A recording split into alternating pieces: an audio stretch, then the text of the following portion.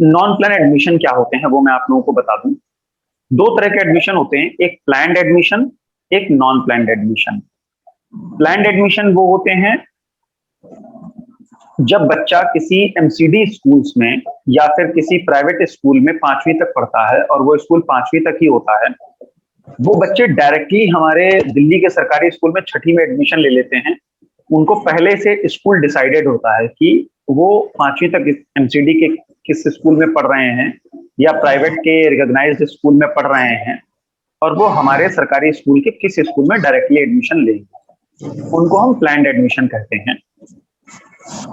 उसके बाद जो भी बच्चे बच गए वो सभी नॉन प्लान्ड एडमिशन में आते हैं। जैसे आज तक जो कभी बच्चा स्कूल नहीं गया या फिर कहीं से नाम कटवा के आया है या फिर किसी और राज्य से आया है, इस तरीके के सारे बच्चों के एडमिशन नॉन प्लान्ड में होते हैं। पहले जब हमारी अरविंद जी की सरकार बनी, अरविंद केजरीवाल की सरकार बनी, उससे पहले दिल्ली में एडमिशन कैसे होते थे? 6ठी से ऊपर के दिल्ली के सरकारी स्कूलों में जिस भी बच्चे को एडमिशन लेना हो वो अपने पेरेंट्स के साथ स्कूल में जाता था, फॉर्म जमा करता था। अगर सीट्स अवेलेबल होती थी प्रिंसिपल उसको एडमिशन दे देता था, या फिर अगर कोई भी रीजन होता था जिसकी वजह से एडमिशन नहीं हो पाता था तो वो बच्चा वापस आ जाता था।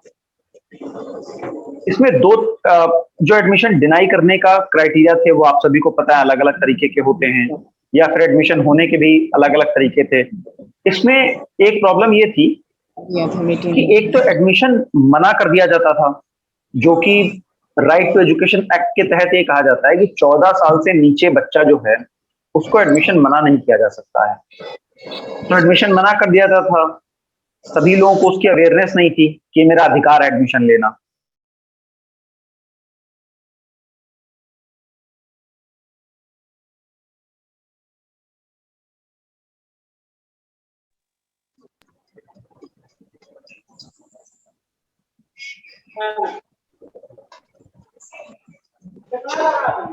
आवाज नहीं आ रही? हेलो जी, हाँ हाँ सर, 2 मिनट, आवाज इसलिए नहीं आ रही थी क्योंकि मेरे वहां पे लाइट चली गई थी जी।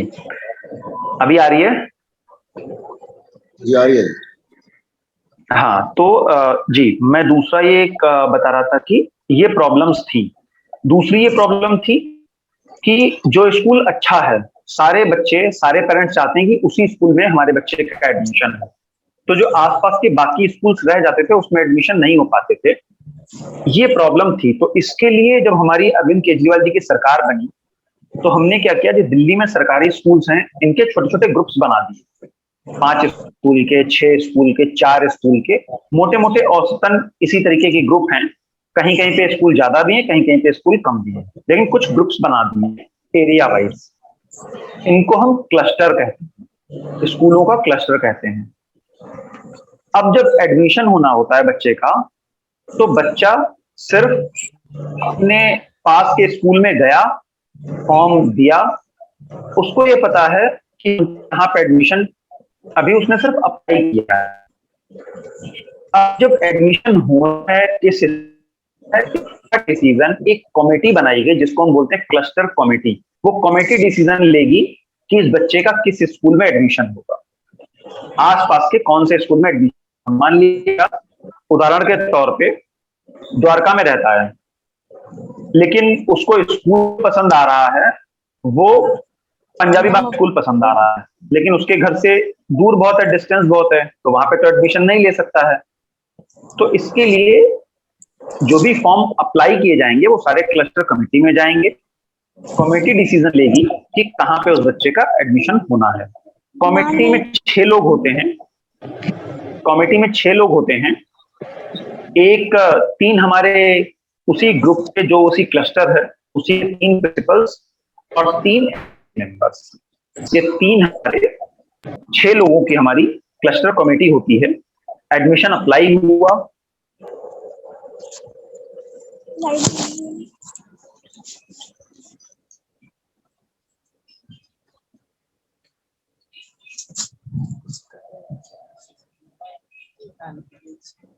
क्राइटेरिया कि बच्चे का स्कूल जो हम सेलेक्ट कर रहे हैं उसके घर से कितना दूर है, उसका एज क्राइटेरिया, उसका एज क्या है बच्चे की, इंफ्रास्ट्रक्चर स्कूल का क्या है, और तीसरा कि स्कूल में वैकेंसीज कितनी है। इन 3 चीजों के बेसिस पे बच्चे का एडमिशन डिसाइड होता है कि किस उस क्लस्टर के किस स्कूल में बच्चे का एडमिशन होगा। अब हम आ जाते हैं एडमिशन का प्रोसेस क्या है। तो हर साल अलग अलग एडमिशन का प्रोसेस होता है। पिछले 2 साल से एडमिशन का प्रोसेस सेम है और उम्मीद करते हैं कि आगे भी उसी तरीके से रहेगा। तो एडमिशन का प्रोसेस ये है कि 6ठी से 8वीं तक बच्चा ऑनलाइन फॉर्म भरेगा, जो हमारी edu.del.nic.in जो हमारी दिल्ली के शिक्षा विभाग की वेबसाइट है, उस पे गवर्नमेंट स्कूल एडमिशन के नाम से एक टैब है, उसके अंदर जाके बच्चा फॉर्म अप्लाई कर सकता है। एडमिशन के लिए फॉर्म भर के एडमिशन के लिए अप्लाई कर सकता है। बच्चे ने जैसे ही फॉर्म भरा, एडमिशन के लिए अप्लाई किया, उसमें क्या क्या बहुत ही मिनिमम डिटेल्स बच्चे की मांगी जाती हैं। बच्चे का नाम, फादर का नाम, स्कूल एक मांगा जाता है। स्कूल इसलिए मांगा जाता है जिससे कि हम एजुकेशन डिपार्टमेंट को पता हो सके कि बच्चा एक्चुअल में किस लोकेशन पे रहता है, उसके पास का स्कूल, एज का सर्टिफिकेट, इस तरीके कुछ बहुत ही बेसिक डिटेल्स, मिनिमम डिटेल्स बच्चे से मांगी जाती हैं और फॉर्म भर दिया जाता है ऑनलाइन। जैसे ही बच्चे ने ऑनलाइन फॉर्म भरा, जो उन्होंने रजिस्टर्ड मोबाइल नंबर दिया है, उस रजिस्टर्ड मोबाइल नंबर पर उस बच्चे का जैसे ही एडमिशन फॉर्म सबमिट किया, एक रजिस्ट्रेशन नंबर जनरेट होता है। वो रजिस्ट्रेशन नंबर बच्चे के मोबाइल पे एसएमएस के थ्रू आ जाता है। अगर पेरेंट्स या बच्चा चाहे तो उस फॉर्म का प्रिंट आउट भी ले सकते हैं, अगर नहीं चाहते हैं तो सिंपल वो रजिस्ट्रेशन नंबर अपने पास नोट करके रख सकते हैं। जैसे ही बच्चे ने फॉर्म भरा, फॉर्म भरने के बाद फॉर्म तुरंत ही जो हमारा क्लस्टर होता है उसका एक इंचार्ज होता है, स्कूल उसका इंचार्ज होता है, जिसको हम क्लस्टर इंचार्ज बोलते हैं। उस क्लस्टर इंचार्ज के पास ऑटोमेटिक वो फॉर्म पहुंच जाता है और वो सारे फॉर्म उसके पास आते रहते हैं। वो इंतजार करता है कि क्लस्टर कमेटी की मीटिंग बैठेगी। जब क्लस्टर कमेटी की मीटिंग बैठेगी, तब ये सारे फॉर्म एक साथ कट करके लिए जाएंगे। क्लस्टर कमेटी पे डिस्कशन होगा। डिस्कशन होने के बाद जितने भी बच्चों ने फॉर्म भरा है, उन सबको एडमिशन दे दिया जाएगा। अब अगर मैं इस सत्र की बात करूं 2021 और 2022 की, तो इसमें 11 जून से लेकर 30 जून तक पहली साइकिल दी गई है एडमिशन के अप्लाई करने के लिए, 6ठी क्लास से 9वीं क्लास तक। 6ठी क्लास से 9वीं क्लास तक जो पहली साइकिल है वो 11 जून से 30 जून तक है। बच्चा इनके बीच में कभी भी फॉर्म अप्लाई कर सकता है, फॉर्म सबमिट कर सकता है। 1 जुलाई से 8 जुलाई तक क्लस्टर कमेटी की मीटिंग बैठेगी। उसमें हर बच्चे को एडमिशन अलॉट कर दिया जाएगा। 14 जुलाई तक सभी बच्चों को, जैसे ही बच्चों को एडमिशन अलॉट किया जाएगा, स्कूल अलॉट किया जाएगा, बच्चों का जो रजिस्टर्ड मोबाइल नंबर है उस पर एक एसएमएस चला जाएगा कि आपको ये स्कूल अलॉट किया गया है। उस 31 जुलाई से पहले उस बच्चे को अपने डॉक्यूमेंट्स लेके स्कूल में आना होगा और एडमिशन कंप्लीट करना होगा। तो 3 तरीके हो गए। सबसे पहले फॉर्म सबमिट करना, फिर क्लस्टर कमेटी की मीटिंग बैठ के एडमिशन के जरिए स्कूल अलॉट करना, और तीसरा एडमिशन लेना। ये 3 तरीके हैं पूरा एडमिशन प्रोसेस कंप्लीट करने के। तो ये हमारा इस बार का एडमिशन प्रोसेस है। आप सभी जो हमारे साथ ज्वाइंट हैं, सारे क्लस्टर कमेटी के मेंबर्स हैं, अलग अलग क्लस्टर्स के। हर क्लस्टर में 3-3 मेंबर्स हैं, तो उम्मीद करता हूं कि ऑलमोस्ट हर क्लस्टर से एक मेंबर ने ज्वाइन किया होगा, तो जिनके जरिए सभी तक इंफॉर्मेशन पहुंच पाएगी। कुछ कुछ और बातें बता देता हूं। ये तो हमारा एडमिशन का प्रोसेस हो गया। सबसे एक जरूरी चीज निकल के आती है जब हम एडमिशन क्लस्टर कमेटी में बैठे होते हैं, तो सबसे एक इंपॉर्टेंट चीज निकल के आती है कि एडमिशन दिया कैसे जाएगा। तो नॉन प्लान्ड एडमिशन में बच्चे का जो एडमिशन होता है वो उसके एज के आधार पे होता है कि बच्चे की एज क्या है। अगर बच्चा 10वीं से 12वीं उम्र का है तो बच्चे का 6ठी क्लास में एडमिशन होगा। अगर बच्चा 11 से 13 साल का है तो बच्चे का 7वीं क्लास में एडमिशन होगा। अगर बच्चा 12 से 14 के बीच में है तो उसका 8वीं क्लास में एडमिशन होगा। अगर बच्चा 13 से 15 साल के बीच में है तो उस बच्चे का 9वीं क्लास में एडमिशन होगा। आप सिंपल एक याद रखिए, छठी क्लास के लिए 10 से 12, उसमें फिर एक एक आगे पीछे ऐड करते जाइएगा। ये बच्चे का एज क्राइटेरिया होता है। उम्र कैलकुलेट कब से होगी, क्योंकि हर बच्चा अलग अलग दिन पे, कोई भी बच्चा किसी भी दिन पे जन्मा हो सकता है। बच्चे की जो एज है वो हर साल 31 मार्च को उसकी जो एज हुई होगी उसके आधार पे कैलकुलेट किया जाएगा। हर साल के 31 मार्च को कैलकुलेट किया जाएगा। इस एज के आधार पे हम बच्चे को एडमिशन देते हैं। ये तो एज क्राइटेरिया हो गया। इसके अलावा हर बच्चे को 6 महीने का एज रिलैक्सेशन दिया जाता है, पहले और बाद में, यानी मिनिमम एज में भी 6 महीने और मैक्सिमम एज में भी 6 महीने। यानी कि छठी क्लास के लिए 10 से 12 साल के बीच का बच्चा होना चाहिए। अगर मैं इसमें एज रिलैक्सेशन भी लगा दूं तो 9.5 साल से 12.5 साल के बीच का बच्चा होना चाहिए जिसको हम छठी क्लास में एडमिशन देंगे। ठीक है, ऐसे ही आप 7वीं 8वीं 9वीं के लिए एक एक साल ऐड कर सकते हैं इसमें। स्पेशल केसेस बच्चों के लिए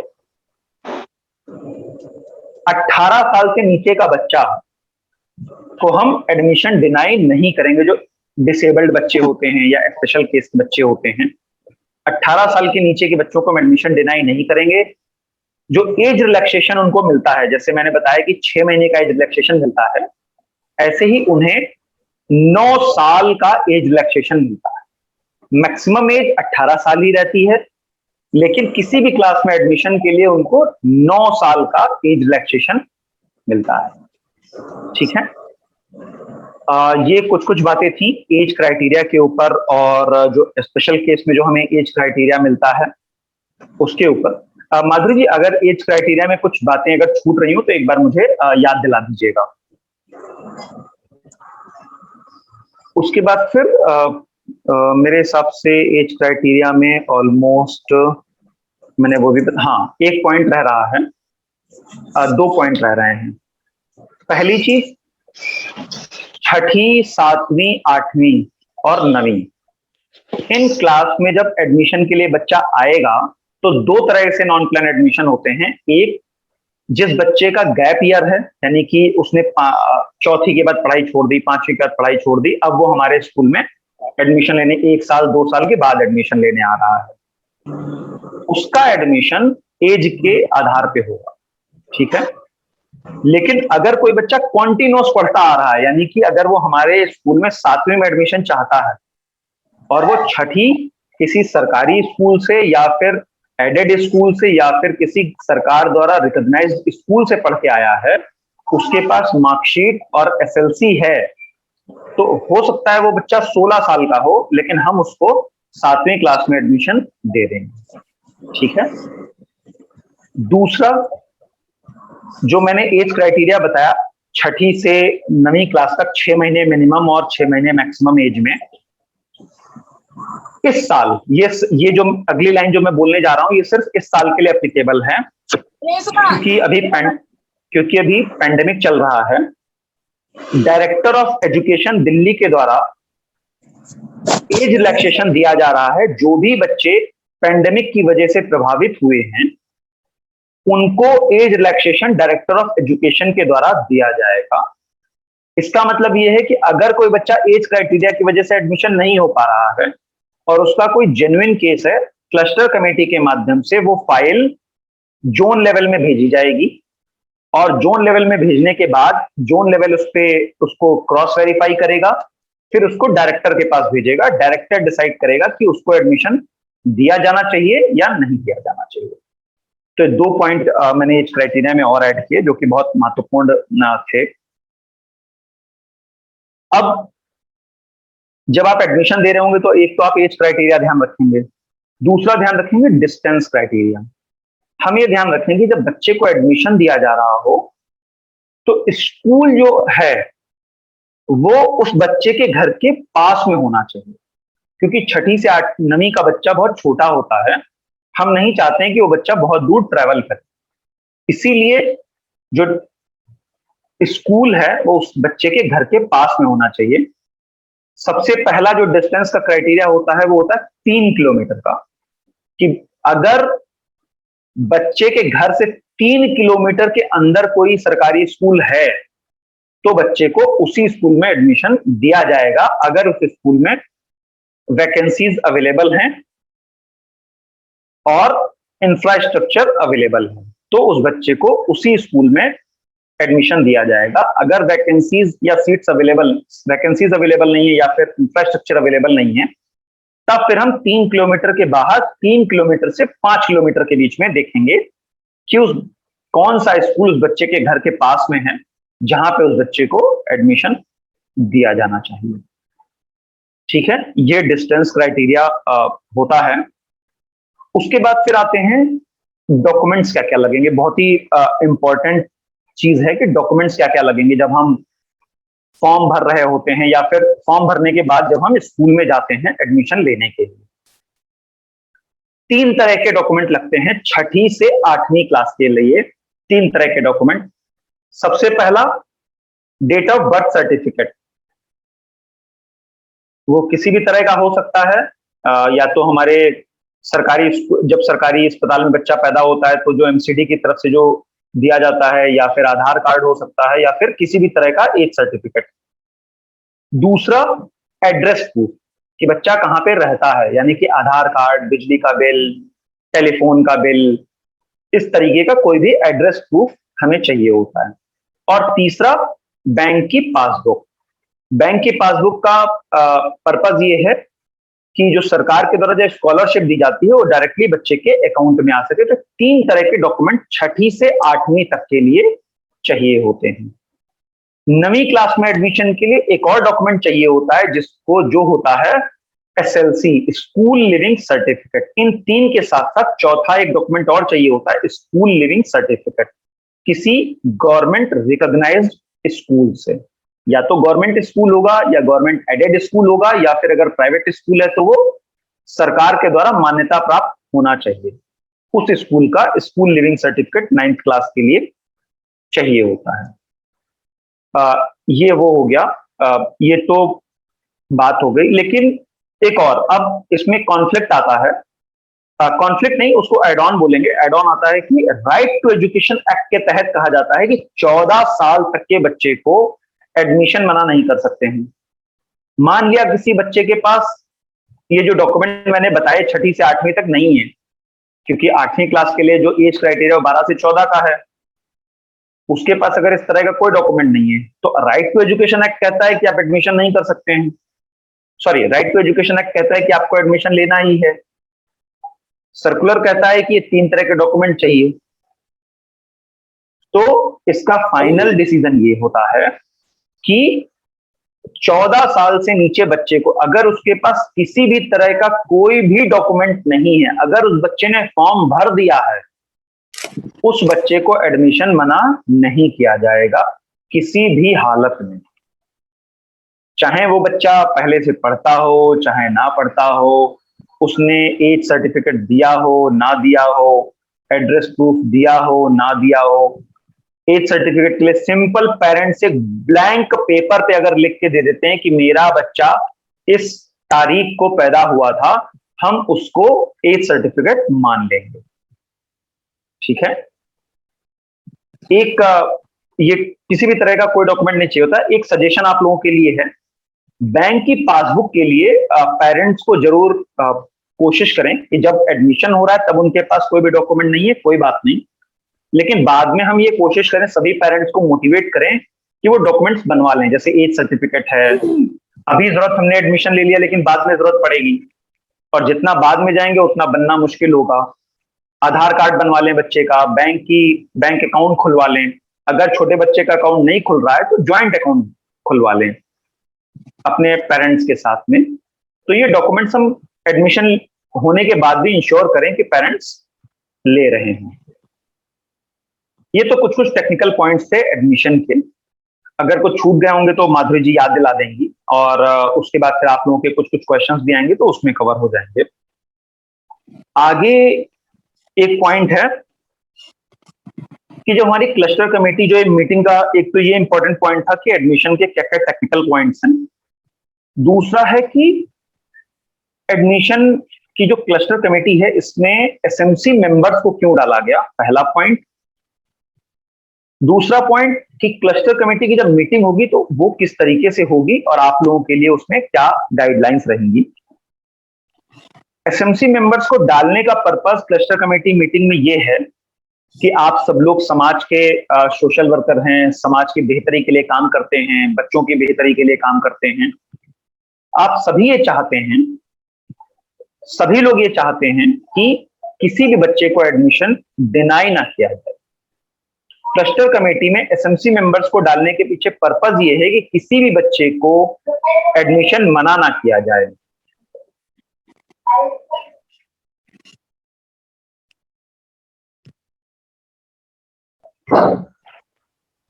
कि एडमिशन मना ना किया जाए।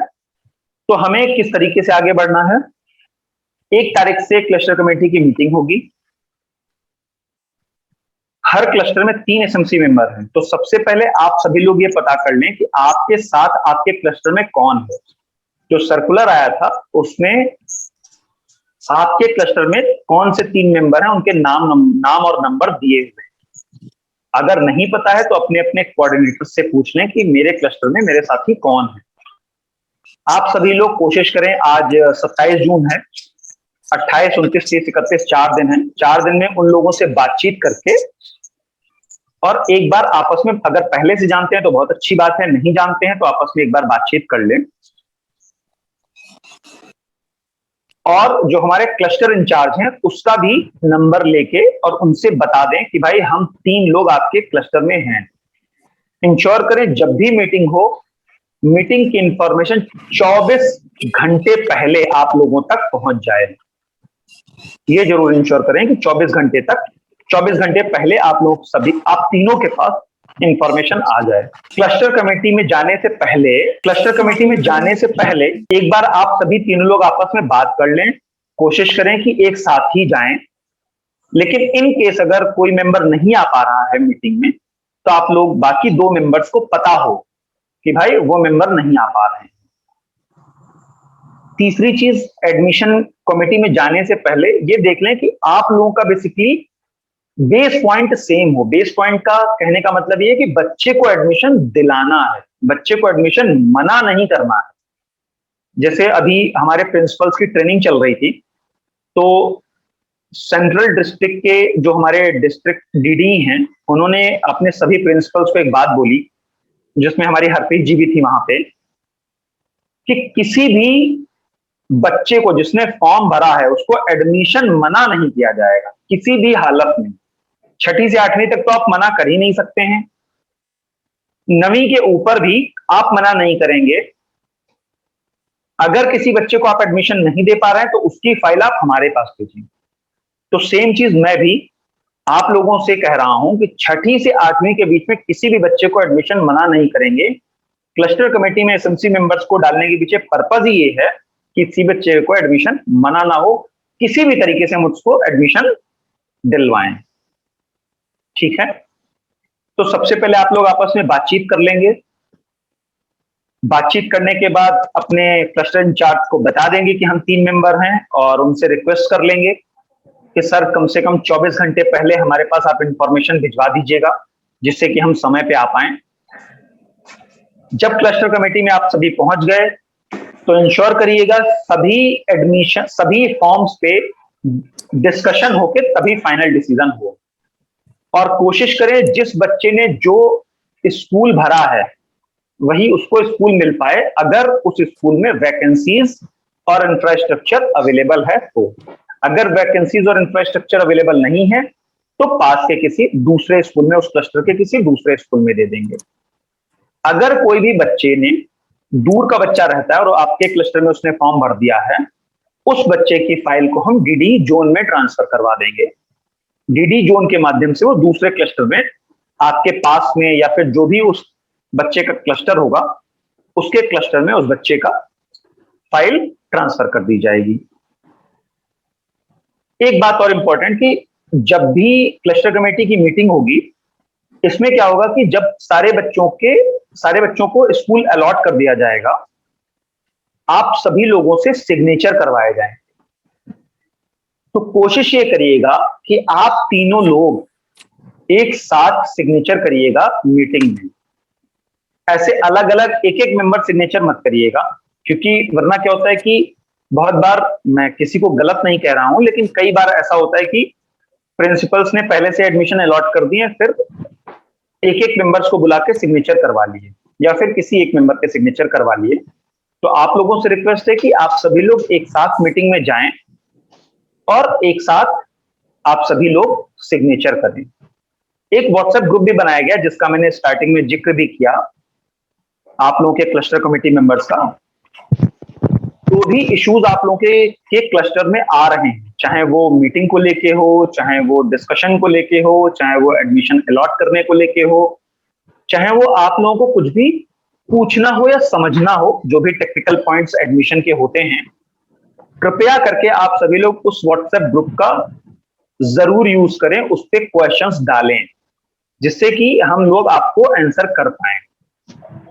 उसके बाद अगर कोई क्वेश्चंस, कोई सजेशंस या कुछ भी नहीं भी है, तो जब भी आप क्लस्टर कमेटी की मीटिंग करके वापस आए, मान लिया सब कुछ एकदम हैप्पी फ्लो की तरह चल रहा है, जब आप लोग वापस आए मीटिंग से, तो मान लिया आपकी मीटिंग हुई 2 जुलाई को, 100 फॉर्म आए थे आपके पास, आपने 100 के 100 फॉर्म को बच्चों को एडमिशन दे दिया। तो एक छोटा सा मैसेज, आज क्लस्टर कमेटी, मान लिया आपके क्लस्टर का नंबर 170 है, आज क्लस्टर 170 की मीटिंग हुई, इस मीटिंग में 100 बच्चों ने फॉर्म भरे थे, 100 के 100 बच्चों को एडमिशन अलॉट कर दिया गया।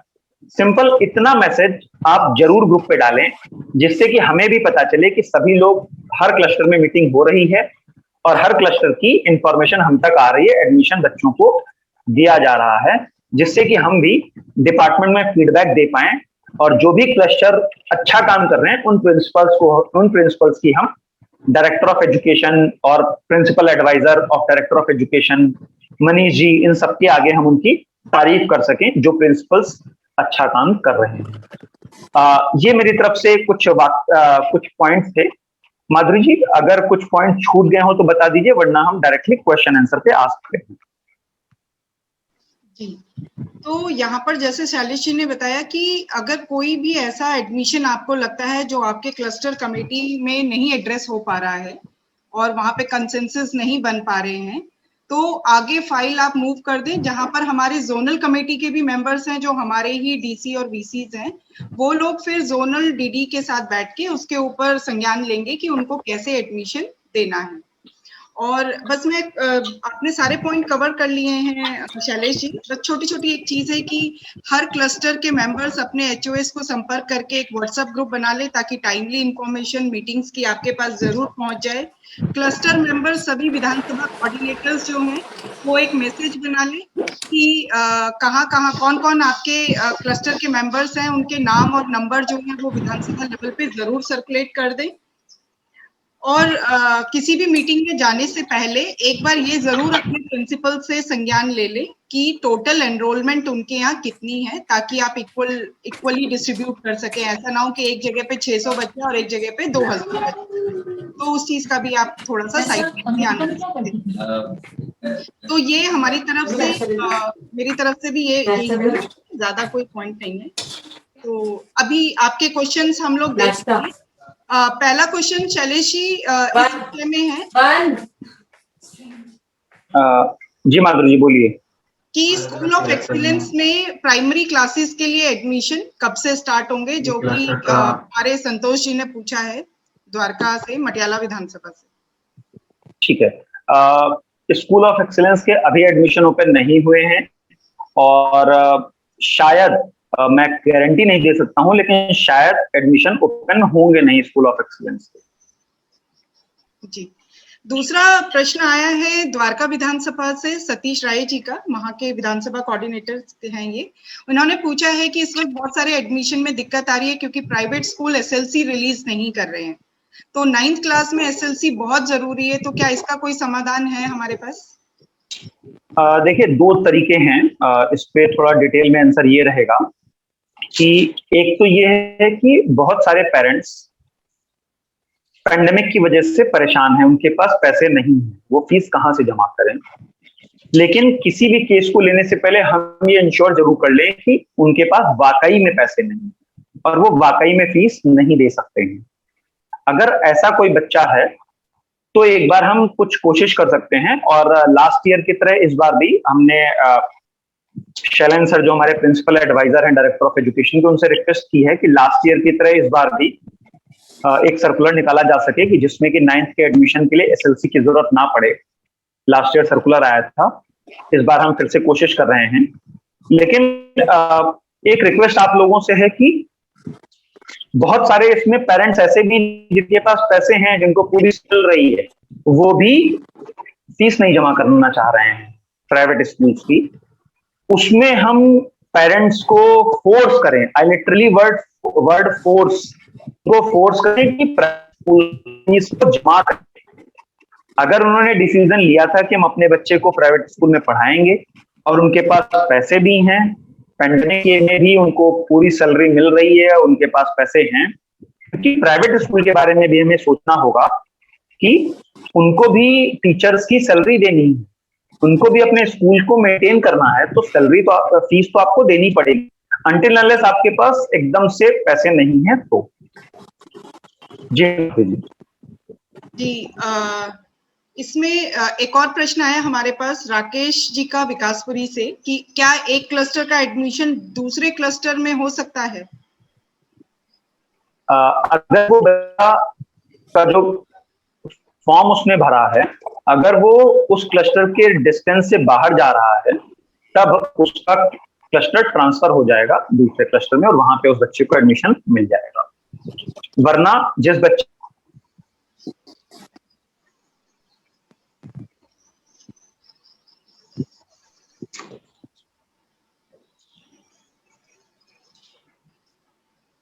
शैलेश जी के यहाँ थोड़ा नेटवर्क में प्रॉब्लम हो गई है शायद। कुछ स्कूल दूसरे क्लस्टर में आते हैं, उस बच्चे ने ऑलरेडी फॉर्म भर दिया एक क्लस्टर में, लेकिन उसको एडमिशन दूसरे क्लस्टर में चाहिए, तो मेरी रिक्वेस्ट ये रहेगी कि फॉर्म डिलीट कर दें, दोबारा फॉर्म भर दें।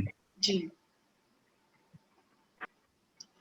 एक प्रश्न ईडब्ल्यूएस को लेकर आया है संतोष जी की तरफ से कि हाँ, बहुत सारे प्राइवेट स्कूल, क्योंकि ईडब्ल्यूएस की भी रिजल्ट्स आ गए हैं, तो बहुत सारे प्राइवेट स्कूल जो हैं इस वक्त उसके बारे में जी मैं एक सिंपल में आंसर कर देता हूँ ईडब्ल्यूएस का।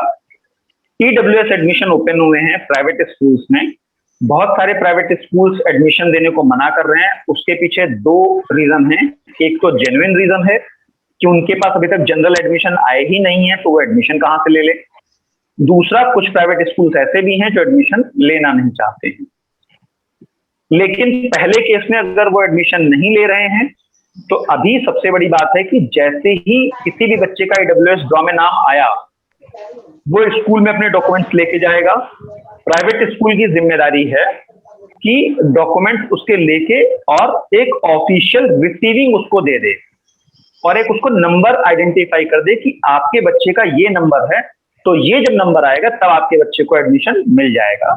लेकिन अगर ऐसा नहीं हो रहा है, स्कूल में पेरेंट्स को घुसने नहीं दिया जा रहा है बच्चे, या फिर पेरेंट्स को ऑफिशियल रिसीविंग नहीं मिल रही है, या फिर किसी पेरेंट्स को कुछ भी कह के मना किया जा रहा है कि एडमिशन नहीं होगा, एडमिशन नहीं ओपन होगा, जो भी रीजन हो, एक वेबसाइट है जो हमारा पोर्टल है doe.pvt.gov.in,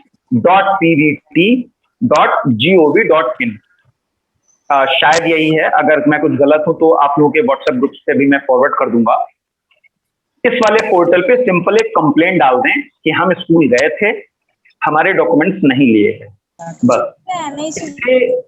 ये डालने के पीछे पर्पस ये है कि सरकार के पास एक नोटिफिकेशन या एक कंप्लेंट या फिर एक क्या कहेंगे, एक इंडिकेटर आ जाएगा कि जिससे कि ये पता चल जाएगा पेरेंट्स स्कूल में गए थे डॉक्यूमेंट सबमिट करने के लिए, लेकिन उनको एक्नॉलेज नहीं किया गया। उसके बाद फिर बाकी हमारा बाल अधिकार आयोग और सरकारी डिपार्टमेंट देख लेगा। जी बताइए अगला सवाल। इसमें अगला प्रश्न है जो संतराम जी ने पटेल नगर से पूछा है कि यदि बच्चा जो है वो दिल्ली से बाहर है और दिल्ली में छठी में एडमिशन लेना चाहता है तो उसके लिए क्या प्रोसीजर है?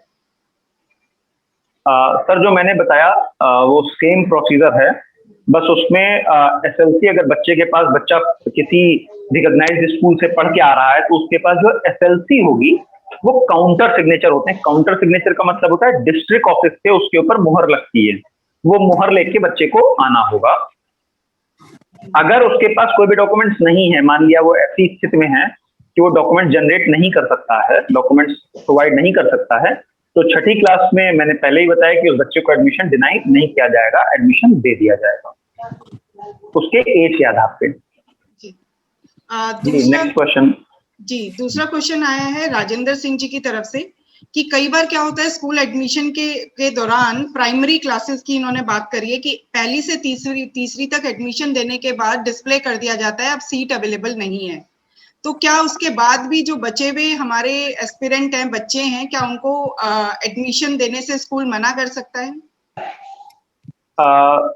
सर दिल्ली में छठी क्लास से 8वीं क्लास तक यानी 14, जब मैं साल बोलता हूँ तो यानी 10 साल से 14 साल के बीच को एडमिशन देना, उसकी पढ़ाई करवाना दिल्ली के सरकार का काम है। उससे नीचे के बच्चे यानी कि 5वीं से नीचे बच्चे का जो एडमिशन और उसको जो उसका राइट है एजुकेशन देना वो एमसीडी का काम है।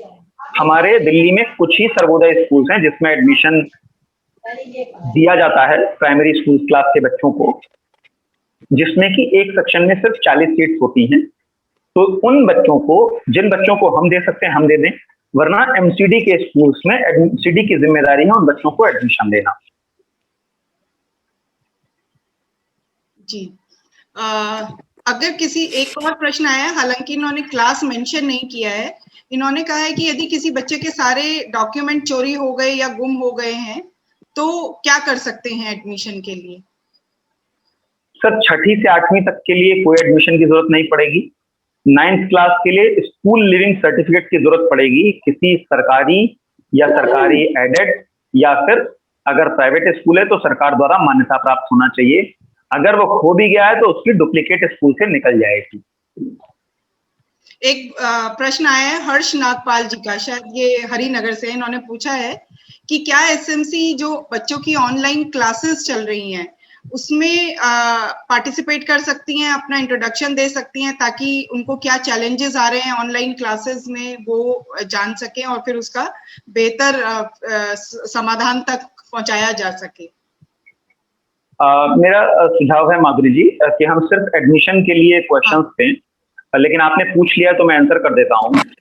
अपने प्रिंसिपल से जो हेड ऑफ स्कूल है उससे बात कर लें, अगर हेड ऑफ स्कूल आपको अलाउ करता है तो आप कर सकते हैं, अगर वो अलाउ नहीं करता है तो आप नहीं कर सकते।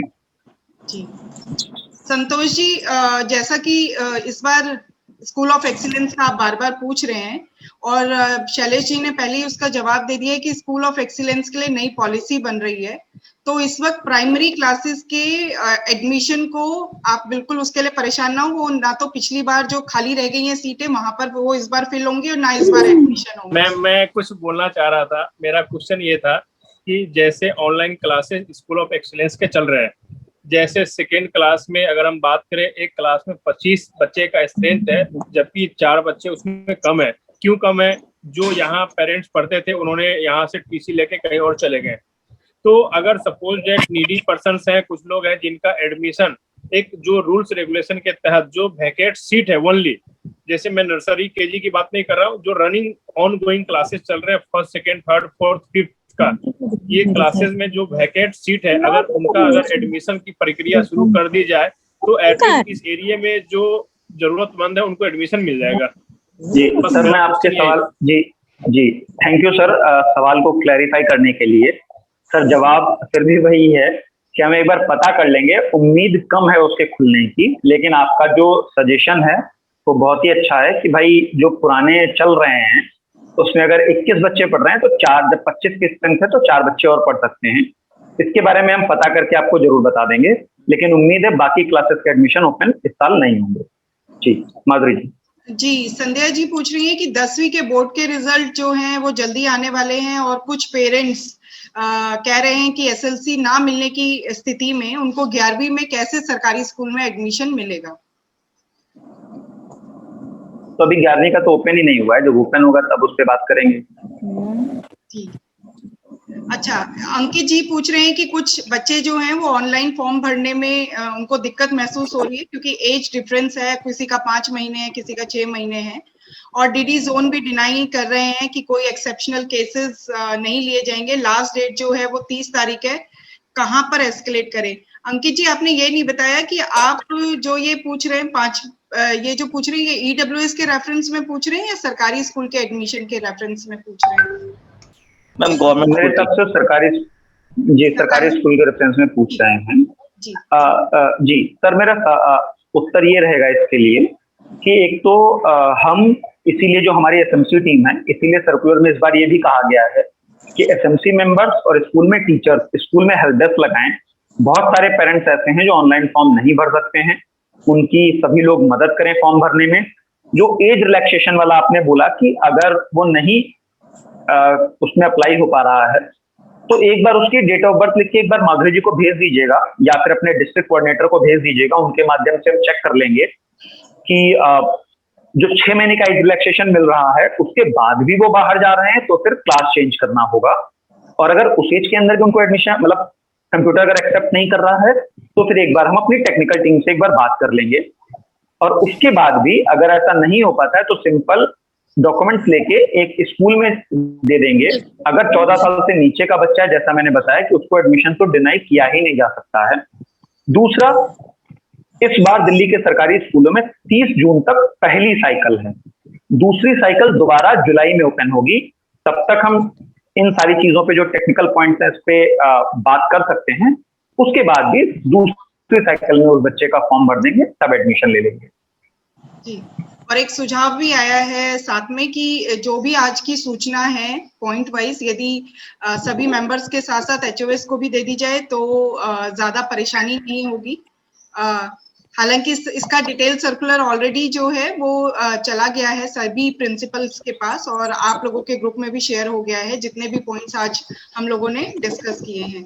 एक प्रश्न आया है जो एनआईएस से रिलेटेड आया है, जो मैं देख रही हूँ कि कई बार लास्ट ईयर 9th के बच्चे जो फेल हो जाते हैं उनको 10th में ओपन के लिए फॉर्म स्कूल से फिल कराए गए थे, उनके एडमिशन कब तक होंगे? जी, जैसी सूचना आएगी बिल्कुल आप लोगों के साथ हम लोग शेयर करेंगे। जहाँ पे एक प्रश्न ये आया है कि विकासपुरी विधानसभा में टीएफआई सेक्शन ना होने के कारण बच्चे विकासपुरी ए ब्लॉक स्कूल में जाने के लिए बाध्य हैं।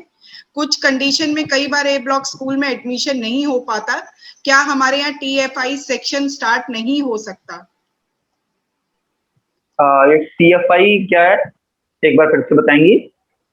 टीएफआई सेक्शन इन्होंने बोला है, हालांकि मुझे भी समझ नहीं आया कि ये टीएफआई सेक्शन क्या है। Teach for India Vikaspuri block के अंदर ये एक ऐसा ग्रुप है जो सेक्शन नहीं, टीच फॉर इंडिया मुझे पता है, टीच फॉर इंडिया मुझे पता है, ये सेक्शन क्या चीज है मैं समझना चाह रहा हूँ। के अंदर टीच फॉर इंडिया की टीचिंग होती है, यानी कि ही फैकल्टीज हैं,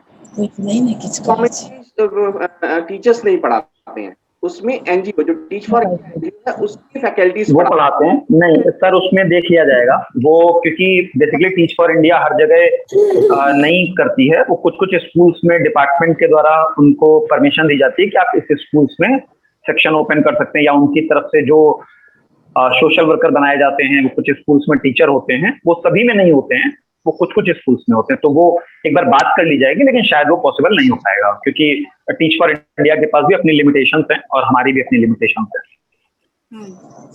और एक प्रश्न, अब ये मेरे ख्याल से ये आखिरी प्रश्न है जो हम ले लेते हैं कि कई बच्चे जो हैं वो ना तो उनसे संपर्क हो पा रहा है, ना स्कूल आते हैं, ना उनके पेरेंट्स जो हैं वो फोन के द्वारा उनसे बातचीत हो पा रही है और बच्चों के नाम भी काटे नहीं जा सकते इस वजह से। तो ऐसे बच्चों का या ऐसे पेरेंट्स के साथ हम लोग क्या करें, कि कैसे करें? देखिए, नाम तो काटना सरकारी स्कूल में या फिर कहीं भी, मतलब नाम काटना इज नॉट अ सोल्यूशन। हम बच्चों को एज बीइंग एसएमसी मेंबर हमारी जिम्मेदारी है कि हम ट्रैक करें बच्चे हैं कहाँ पे। अगर बच्चे दिल्ली में हैं तो वो एडमिशन मतलब स्कूल में कि जो ऑनलाइन एजुकेशन अभी चल रही है वो लें। अगर बच्चे अपने गांव में चले गए हैं किसी दूसरे राज्य में तो हम ये पता करें बच्चे कहाँ गए हैं, वो वहां पे हैं या वापस आएंगे या नहीं आएंगे। तो उनका नाम तो हम बिल्कुल भी ना काटें, हम उनको ट्रैक में रखें। जी, एडमिशन के टाइम पे एक और प्रश्न आया है अतुल जैन जी का। एडमिशन के टाइम क्लस्टर को वैकेंट सीट्स की डिटेल नहीं पता होती, तो क्या किया जाए? मेरे हिसाब से उसका जी माधुरी जी ने उसका जवाब दे दिया था, जो पॉइंट मुझसे छूट गया था कि जब भी क्लस्टर कमेटी की मीटिंग में आप जाएं, मेरे हिसाब से सबसे पहला सवाल आपका यही होना चाहिए कि हर स्कूल में कितनी सीट वैकेंट हैं वो डिटेल आप लोगों को प्रोवाइड की जाए। माधुरी जी, अगर व्हाट्सएप पे सवाल हो गए हों तो जो हमारा जूम का जो चैट बॉक्स है इसमें भी कुछ कुछ सवाल आए हैं, तो एक बार आप चेक कर लीजिए जी जी जी जी कौन कौन से सवाल। शैलेश जी उसके भी सवाल ले लिए, बस ये दो एक आए हैं मेरे पास कि 9th क्लास का एसएलसी नहीं है तो उनका एडमिशन कैसे कराएं, ये मनीषा शर्मा जी ने पूछा है। मनीषा जी, अभी कोई तरीका नहीं है उसका एडमिशन होने का। Okay sir. अगर उसकी एज मनीषा जी एक मिनट मैं कंप्लीट कर लूं। अभी कोई तरीका नहीं है उसके एडमिशन होने का। अगर बच्चा 14 साल से कम की उम्र का है तो उसको 8वीं क्लास में एडमिशन दिलवा दीजिए। दूसरा, मैंने बताया कि हम कोशिश कर रहे हैं कि इस बार भी ऐसा सर्कुलर आ पाए जैसा पिछली बार आया था कि बिना एसएलसी के सिर्फ मार्कशीट के बेसिस पे एडमिशन हो जाए, लेकिन अभी तक ऐसा सर्कुलर नहीं आया है तो इस पे हम अभी कुछ नहीं कर सकते हैं। सर जिसकी मार्कशीट भी ना हो फिर? नहीं मैम, फिर तो उसकी एज पे डिपेंड करेगा। ओके। और अगर वो भी नहीं है, एज भी अगर मेरी 14 साल से ऊपर जा रही है, तब फिर एक बार अलग से एक बार बात कर लेंगे, वो डिफरेंट केस है, किस तरीके से एडमिशन दिया जाना है, एक बार अलग से बात कर लेंगे इसके बारे में। एक और सर, एक बच्चा हैंडीकैप है और उसका 4th 3rd में उसकी पढ़ाई छूट गई थी, तो उसके बाद वो काफी बीमार रहा और हॉस्पिटल वगैरह का ज्यादा सीन था, तो उसकी वजह से वो पढ़ाई नहीं कर पाया। तो उसकी अब एज अराउंड 17 हो गए, तो सर उसका एडमिशन हम कैसे करा सकते हैं? नॉर्मल प्रोसीजर है, कोई दिक्कत नहीं है, स्कूल में चली जाइए। मैंने बताया कि जो स्पेशल डिसेबल्ड चाइल्ड हैं या स्पेशल एबल्ड चाइल्ड हैं उनका 18 साल की उम्र तक एडमिशन हो सकता है। 9 साल, जो मैंने बताया कि 9 साल का एज रिलैक्सेशन मिलता है। Thank you sir. Ankit Bali ji ने पूछा है कि जोनल और डिस्ट्रिक्ट कमेटी मेंबर्स जो एडमिशन के केसेस में जो भी हमें दिक्कत आएगी उसके लिए हमें जोनल और डिस्ट्रिक्ट कमेटी मेंबर्स की लिस्ट प्रोवाइड करा दी जाए। तो यहाँ पर जितने भी हमारे डीसीज उपस्थित, तो यहाँ पर माधुरी जी एक सेकंड, ये माधुरी जी एक सेकंड, ये जनियत यादव जी हैं जिन्होंने अपने आप को अनम्यूट किया था जिसकी वजह से प्रॉब्लम हो रही थी, आप फिर से बोलिए जी। जी जी जी। तो यहाँ पर हमारे डीसीज मौजूद हैं। डीसीज के साथ ऑलरेडी हम लोगों ने जोनल और इसकी डिस्ट्रिक्ट की जो लिस्ट थी वो शेयर कर दी थी, तो मैं उनसे रिक्वेस्ट करूंगी कि वो अपने विधानसभा ग्रुप में भी वो शेयर कर दे ताकि जो भी मसला एस्केलेट होता है माधुरी जी इसमें मैं ऐड करूंगा, आप लोगों के पास किसी भी तरह की अगर कोई प्रॉब्लम आती है जो अपने क्लस्टर लेवल पे सॉल्व नहीं हो रही है, वो डिटेल अपने अपने डिस्ट्रिक्ट कोऑर्डिनेटर और विधानसभा कोऑर्डिनेटर्स को भेज दीजिए। और जोनल कमेटी और डिस्ट्रिक्ट कमेटी, उसके बाद एक जो रीजनल लेवल कमेटी होती है, इन तीनों कमेटी का वेट कर लीजिए। जब उसका सर्कुलर आएगा तब आप लोगों को फॉरवर्ड कर दी जाएगी। तब तक अगर ऐसे कोई भी एडमिशन है जो आपके लेवल पे नहीं हो पा रहे हैं या जो भी इस तरीके के इश्यूज हैं, वो इश्यूज सिंपल व्हाट्सएप पे लिख के अपने विधानसभा कोऑर्डिनेटर और डिस्ट्रिक्ट कोऑर्डिनेटर को भेज दीजिए। जी, एक आखिरी बस ये लास्ट प्रश्न हम ले लेते हैं मनोज भारद्वाज जी का कि प्राइवेट स्कूल अपनी फीस के साथ साथ अदर चार्जेस भी ले रहे हैं, तो उसका क्या किया जाए? सर एक बार दिल्ली हाई कोर्ट का कुछ अभी वर्डिक्ट आया है, एक बार वो पढ़ के हम आप लोगों को एक बार कम्युनिकेट कर देंगे। जी सर, अगर माधुरी जी कोई सवाल नहीं है तो फिर हम थोड़ी देर के लिए ओपन सेक्शन ओपन कर सकते हैं, ओपन रूम, जो भी सवाल पूछना चाहे पूछ सकता है। लेकिन मेरा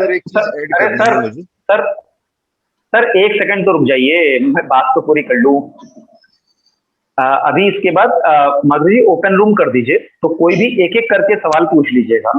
जी सभी लोग अगर एक साथ पूछना चाहेंगे तो फिर पूछने में दिक्कत हो जाएगी। लेकिन मेरी आप लोगों से रिक्वेस्ट रहेगी कि एडमिशन के बारे में सवाल पूछेंगे तो अच्छा रहेगा। जी जी मनोज जी, आप पूछ रहे थे, बताइए। सर, जो अभी माधुरी मैम ने जो पूछा उसी में ऐड ऑन करना चाह रहा हूँ कि जो, क्योंकि स्कूल्स अभी बहुत सी ऐसी स्कूल्स हैं, जनकपुरी की बात करूँ या द्वारका की बात करूँ, जो लास्ट ईयर का जो डेवलपमेंट और अदर चार्जेस हैं वो ऐड ऑन करके पेरेंट्स को फोर्स कर रहे हैं और कि आप लोगों को ये पे करना है। और ये काफी कंप्लेंट्स आ रही हैं मेरे पास, मतलब 5 कंप्लेंट्स आ चुके हैं और टेलीफोनिकली ज्यादा आ चुकी। तो इस पे कोई यदि मतलब ऐसा सर्कुलर या कुछ ऐसी चीजें हो तो सर। जी मनोज जी, कोशिश करूंगा मैं आज ही शाम तक आपको ये आप लोगों के जो मतलब आप लोग आपको पर्सनल पे या फिर आप लोगों का जो ग्रुप है उस पे जो भी हमारी तरफ से जो भी स्टैंड होगा वो एक बार आप लोगों को बता दिया जाएगा। ठीक है। जी माधुरी जी, कुछ पॉइंट्स छूटे क्या? अगर छूट गए हो तो एक बार या तो मुझे याद दिला दीजिए या फिर आप ऐड कर दीजिए। नहीं, ऑलमोस्ट सारी ही चीज़ें हो गई हैं। और जैसा आपने बताया कि सिग्नेचर होने ही चाहिए। एक जो हम मिस रिपोर्ट की बात कर रहे थे कि जब भी आप क्लस्टर की मीटिंग्स के लिए जाएं तो अपने एचओएस से जरूर रिक्वेस्ट करें कि वो अपने साथ टोटल एनरोलमेंट सेक्शन वाइज जरूर। ठीक है। हाँ, तो माधुरी जी कह रही हैं कि क्लस्टर कमेटी में जब हम जाएंगे तो आपका सबसे पहला सवाल होना चाहिए प्रिंसिपल से कि आप सेक्शन वाइज आप हमें ये बता दीजिए आपके स्कूल में कितने बच्चे हर सेक्शन में पढ़ रहे हैं और कितने बच्चे हमें लेने हैं, जिसके हिसाब से आप ये डिसाइड कर सकें कि बच्चे को किस स्कूल में एडमिशन देना है। कोशिश ये करेंगे कि बच्चे ने अगर उसका डिस्टेंस क्राइटेरिया ठीक बैठ रहा है, स्कूल्स में वैकेंसी है, तो फिर बच्चे ने जो स्कूल मांगा है उसी स्कूल में हम उसको एडमिशन दे दें। ठीक है। ये रहेगा। मेरे हिसाब से ऑलमोस्ट सारे पॉइंट्स कवर हो गए हैं। जी जी, बस एक पॉइंट और ऐड करना चाहूंगी शैलेश जी कि हमारी जो भी जोनल और डिस्ट्रिक्ट की टीम्स रहेंगी उनके सर्कुलर्स जैसे ही आएंगे वो आप लोगों के साथ शेयर कर दिए जाएंगे। तो जो भी केस क्लस्टर लेवल पे ना सॉल्व हो उनको आगे फॉरवर्ड कर दिया जाए।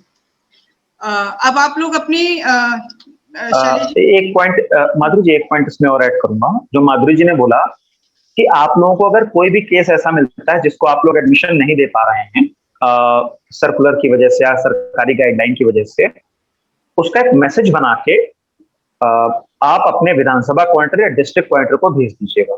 वो लोग जोनल कमेटी या फिर डिस्ट्रिक्ट कमेटी में हैं, जब उसका सर्कुलर आएगा तो फिर वो उसको वहां पे कैटर कर लेंगे। एक और पॉइंट रह रहा था कि आप लोगों के जो भी इश्यूज आएंगे डे टू डे बेसिस पे कि क्लस्टर कमेटी की मीटिंग नहीं हो रही, बुला नहीं रहे हैं या फिर सही से डिस्कशन नहीं हो रहा है, इस तरह का किसी भी तरह का कोई भी इशू हो तो आप लोग एक ग्रुप में ऐड किए गए हब टू क्लस्टर कमेटी के नाम से, इस ग्रुप में डालते रहेंगे। आप लोगों के जो भी सजेशन हो वो इस ग्रुप में डालते रहेंगे। एक और है, मान लिया सब कुछ अच्छा चल रहा है, आप गए, आपको प्रॉपर्ली मैसेज मिला, प्रॉपर्ली आपकी मीटिंग भी हुई, आपने सभी बच्चों को एडमिशन भी दे दिया, तो आप सभी से रिक्वेस्ट है हर क्लस्टर से एक मैसेज ग्रुप में जरूर आ जाए। मान लिया मेरा नाम शैलेश है, मैं क्लस्टर 180 में हूं, तो मेरी मीटिंग हो गई, मैं वापस आया, मैंने इस ग्रुप में डाल दिया आज 2 जुलाई को क्लस्टर 180 की मीटिंग हुई, 100 बच्चों के फॉर्म आए थे, 100 के 100 बच्चों को एडमिशन दे दिया गया। ये हम जो हमारा क्लस्टर कमेटी का ग्रुप है इसमें हम मैसेज जरूर डालें। अगर कोई प्रॉब्लम आ रही है तो भी मैसेज जरूर डालें। कोशिश करें, आप सभी को मेंबर इसीलिए बनाया गया है कि आप सभी के पास अधिकार है सभी बच्चों को एडमिशन दिलवाने का।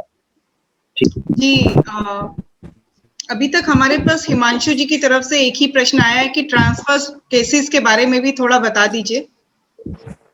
ट्रांसफर केसेस अभी ओपन होने में टाइम है, जब ओपन होंगे तो उसका गाइडलाइंस आएंगी तो आप सबके साथ शेयर कर दी जाएंगे।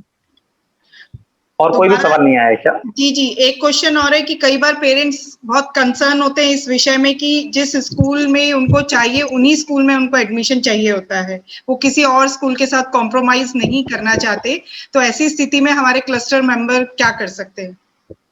जी तो बहुत अच्छा सवाल है ये।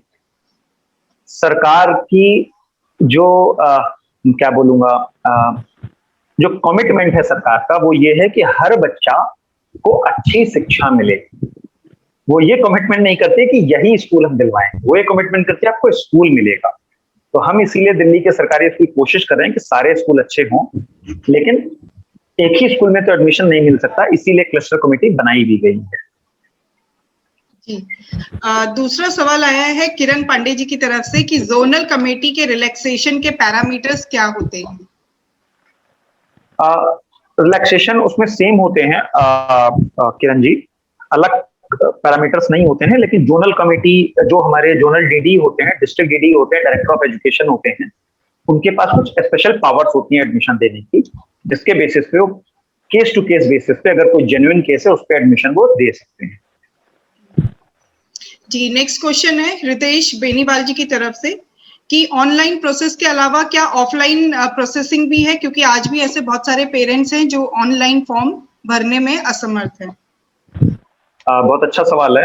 इसीलिए सर्कुलर में लिखा है कि हर स्कूल में हेल्प डेस्क लगाई जाए जिसपे टीचर्स बैठे और एसएमसी मेंबर्स की भी हेल्प डेस्क अलग लगे। तो आप सभी से रिक्वेस्ट है, अपने आसपास सभी पेरेंट्स के जो भी नहीं कर पा रहे, कोशिश करें ज्यादा से ज्यादा ग्राउंड पे रहें, सभी पेरेंट्स की फॉर्म भरने में मदद करें। जी, तो और अभी तक इतने ही क्वेश्चन आए हैं शैलेश जी। माधुरी जी, लास्ट में जो अभी इसके पहले जो हमने ट्रेनिंग सेशन किया उसके अगर आपको एक दो क्वेश्चंस याद हो तो उस पे भी हम ले सकते हैं। जी, तो एक क्वेश्चन ये आया था क्योंकि इस वक्त बहुत सारा माइग्रेशन हमारे प्राइवेट स्कूलों की तरफ से हो रहा है, तो वहां पर एसएलसी से संबंधित कोई दिक्कत आ रही थी, उस विषय में आप थोड़ा क्लैरिटी दे दीजिए।